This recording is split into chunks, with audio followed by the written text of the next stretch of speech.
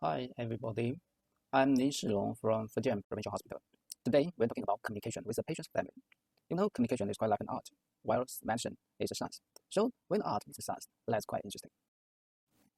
And today our content includes role of family and what's communication, how to give bad news to family, and when and how to carry out a family conference. Okay, first we need to know what's a family. According to Wikipedia, family is a group of people affiliated either by consanguinity, as by recognized birth, or affinity, as by marriage or other relationship, or it's called race distance. It can be amplified by the etymology of the English word family, or it can be a combination of this. The definition is quite difficult to understand, perhaps. Australian Institute of Family Studies logo, researching family wellbeing for over 30 years. Children crossing. Children playing. My family is my brother, me, my mum, my cat, 2 other brothers, my little brother, and my guinea pigs. 4 other sisters, and 1 brother moved out. Blossom, but a little bit loopy. My family is fun. Sporty, encouraging, and helpful. I have a dog called Nacho. That's what let's do as well. Very crazy. It's cool having a family. The best thing about my family is that they don't yell at me much. Family means No argument. Someone who I see a lot. to care for each other. You live with your family. You support them. They're related to you. And they all will care for each other. People that will help you. And they get married and stuff. I'm an only child. They're a bit Scottish and they're a bit Italian. Dad's side are living in Vietnam. And my grandparents live in Turkey. Some live in Greece, some live in Italy, and some live here. Some of my family is annoying, like my sister. He's smelly sometimes. Kids holding up drawings of their families. I like going on holidays with my family. That we have lots of fun together. And we all love each other. The Australian Institute of Family Studies, delivering quality research on the wellbeing of Australian children and their families. It's very important to have a family. Thank you. The staff and children at Carlton North Primary School. Suitcase Murphy, Sunny Wilder, Free SFX, Australian Institute of Family Studies logo. So we can see in the eyes of the kids, the family is so important. We can give up them support. So when we're talking about the function of the family, we can say it might have the sexual function, economic function, education function, or reproductive function. But one of the most important functions of a family is the source of emotional support. Families are seen as functioning to provide warmth and security and emotional support. All family members can benefit from the loving relationships that they share with each other. And when the patient goes through the hospital, this support might be very, very important. When the patient admits to our hospital, not just the patient need help from the families, our doctors also need help from the families. Some patients might be in coma, and some patients might be in a critical condition, for example, heart failure or ARDS, and so on. In such conditions, the patient they might not speak in sentence, so we cannot communicate with the family, the patient, or we cannot collect the history. In such condition, we need to communicate with the family. We need to collect a history from them. And also some patients are mute or aphasia. In such condition, we also need help from families. Another special condition is that in China, especially in Fujian, we have many dialects. Actually, in Fujian, we have more than 100 dialects. So when we met with a patient from some specific district, the patient might can just speak the dialects. So we cannot understand them. In such condition, we may also need help from the families. Another important function of the family is the compliance of treatment. Nowadays, the internet is very developed. The patient can search the information about the disease on the internet. So just like the picture said, some of the patients might just go to the hospital looking for a second opinion. And when our treatment is different with the information from the internet, the compliance might be poor. In such condition, we also need help from the families. And the family also need to communicate with our doctors. Because the doctor's knowledge about the treatment about the disease is superior to the family. So when sometimes the family need to make some clinical decisions, they need to talk with us, they need help from our doctors. They need to know about the information of the patient of the disease to make the decision. And because the family is important to each other. So when their families admit to the hospital, they might feel anxious, they might feel about something. So they need our help. They also need our support to arrive at the psychological well-being. And we should remember, what the family needs from us, what they want to get from us, is the honest and tangible and timely information. But although the communication between doctors and families are so important, but we can hear many complaints about the communication. Actually, about 30% of family members feel dissatisfied with communication with caregivers. They may focus on inadequate time spent from the doctors and lack of consistent information. And another complaint about information is provided by multiple care providers, especially when the information are different with each other. So, how to make a good communication with the families? First, we might know what's communication and the skill of good communication.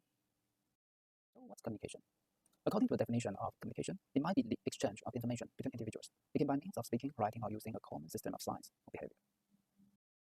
What is communication? We use it every day, but can we specify or define what it is? We define communication as the transmission, interpretation, and exchange of information.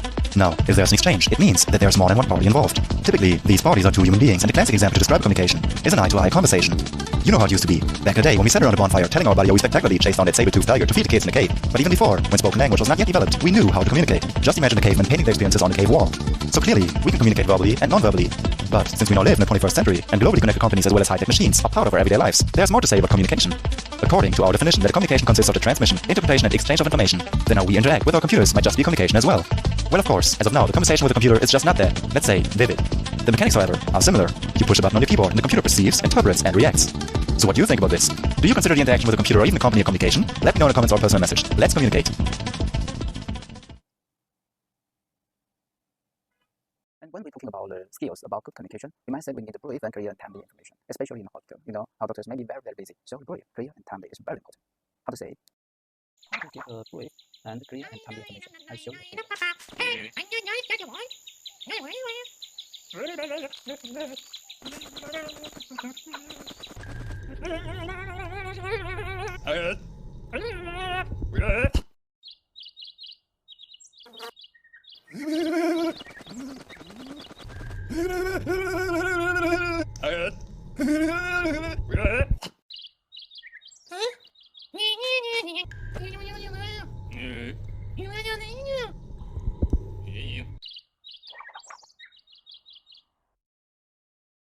Okay, from the video we can see communication in a brief and timely way is very important, and we need to give the information in an appropriate time.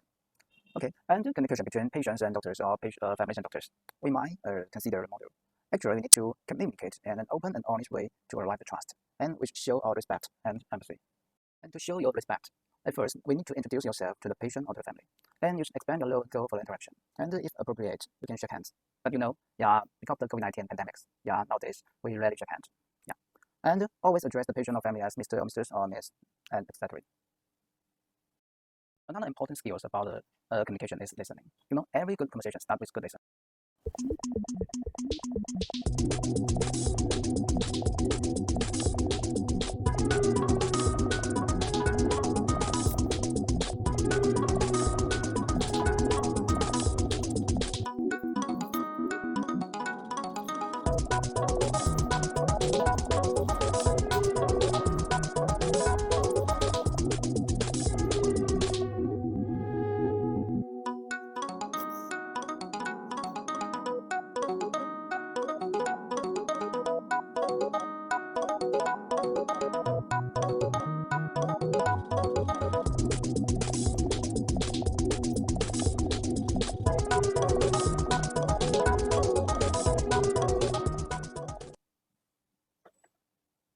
Video, you can see good listening. We need the attentive posture, and we need to keep the eye contact with the patient's family, and we still need the matching facial expression.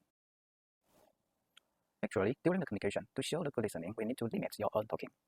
Remember, be patient and be concentrated. And another important tip in communication with family is to show your empathy. And what's empathy? Empathy is seeing with the eye of another and listening with the ears of another, and feeling with the heart of another. According to Albert Einstein, empathy is patiently and sincerely seeing the world through the other person's eyes. It's not learned in school, it's cultivated over a lifetime. Okay, I show you a video. So what is empathy, and why is it very different than sympathy? Empathy fuels connection, sympathy drives disconnection.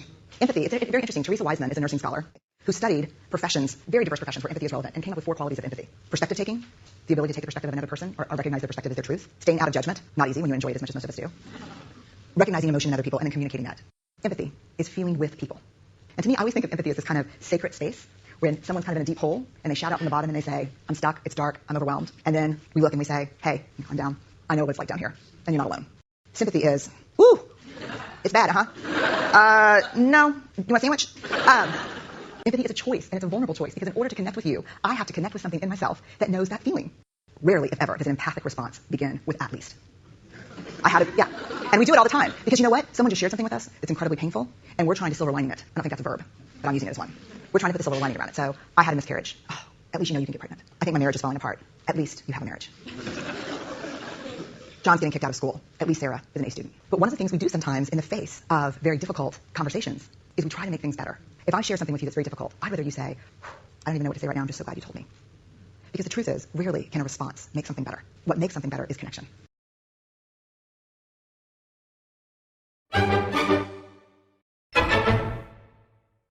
So from the video, we can see empathy is to understand the person's experience. It's quite different with sympathy. Basically, empathy means experiencing someone else's feelings. It requires an emotional component of really feeling what other person is feeling. While sympathy, on the other hand, it means understanding someone else's suffering. It's more cognitive in nature and keep a certain distance. And to show your empathy, also you need the active listening and interest in patient's experience. And actually, being empathy is associated with family satisfaction and trust. Because when people expressing strong emotions, what they most want is to feel that their situation, their emotions are heard and appreciated. Some skills about communication between doctors and families is called by name, not just the illness, not just by number. In hospital, we can hear and many doctors call the patient just by bed number, for example, bed number 5, bed number 11, for example, like that.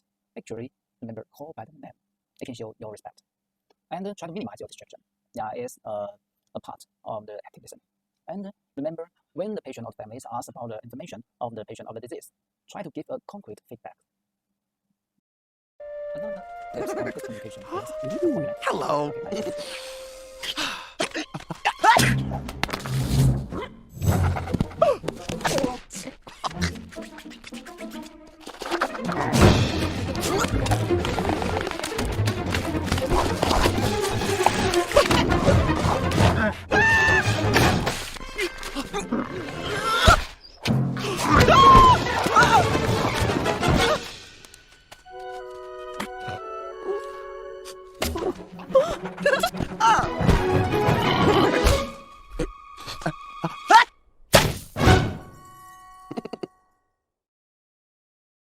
When we communicate with the patient's family, in many situations we need to give bad news. For example, the patient's situation is getting worse.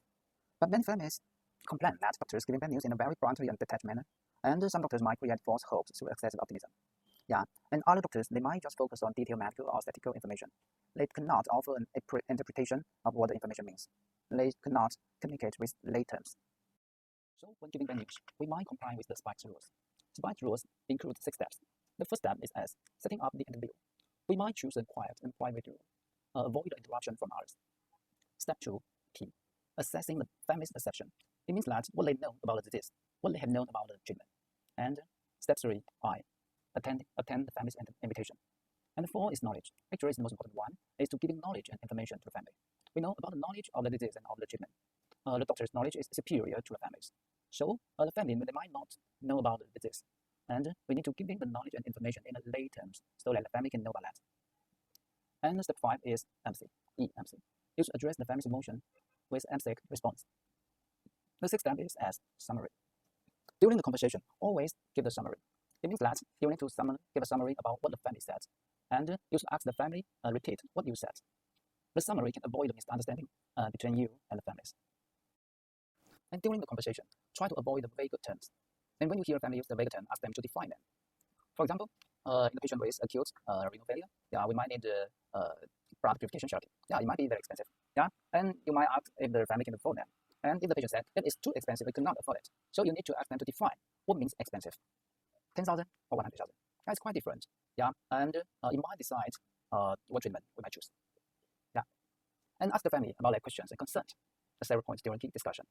For example, in the patient with acute myocardial infarction, if the family choose the PCI therapy or not, it might be important. So you might ask about the consent of the families. And remember, the different family members might have different needs. So you ask about the different needs of different members. And the most important one, the giving bad news. You might give them a clear plan about the next step. You cannot just say the patient is in a very critical condition, but next, what about next?